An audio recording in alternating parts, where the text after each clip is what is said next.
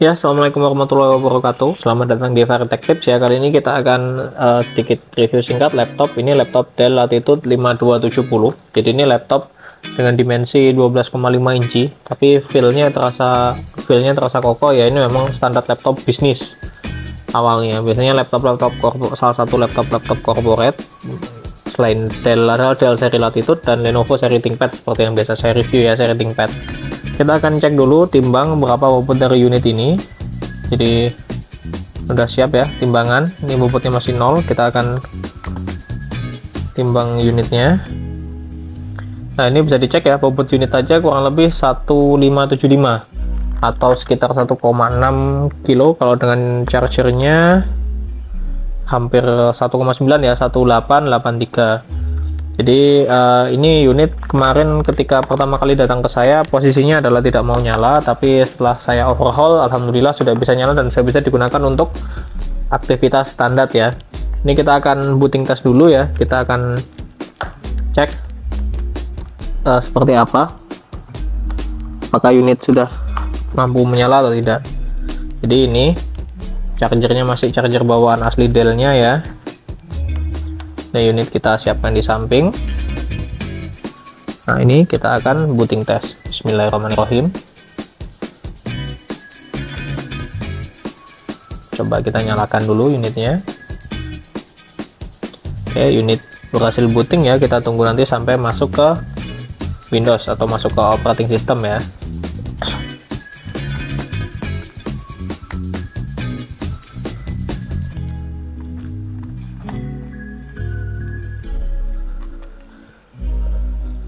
Oke,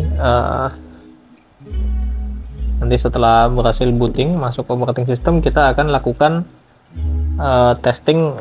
Nah, kita akan cek komponennya apakah unit ini bisa di-upgrade atau tidak.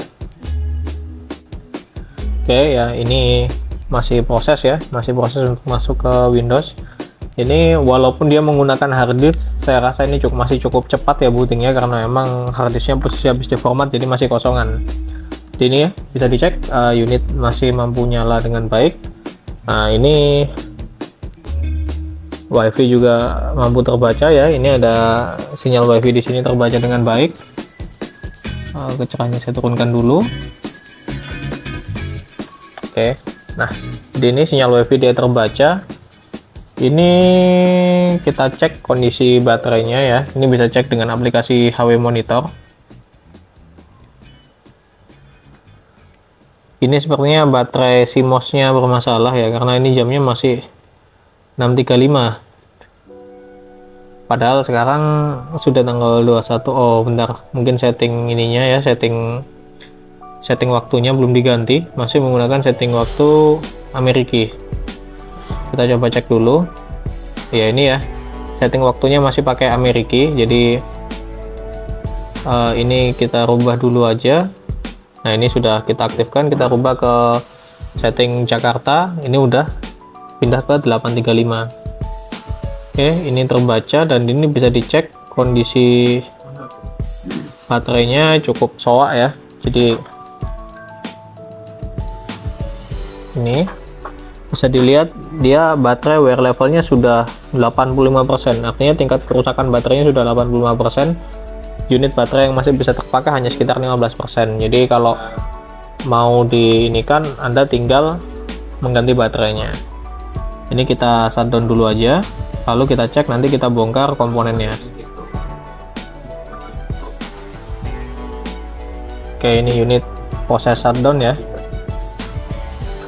Oke, ini proses shutdown sudah selesai. Ini kita matikan unitnya dulu, kita cabut baterainya, dan kita cek komponennya seperti apa.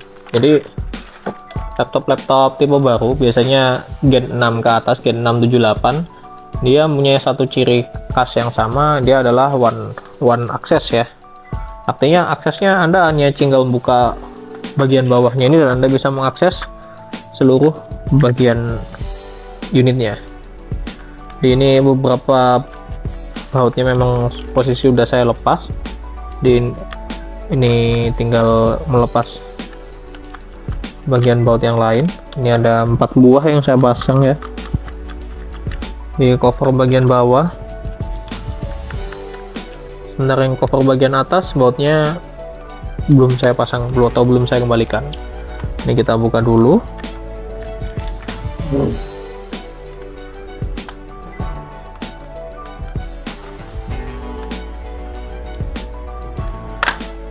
Di ini ya.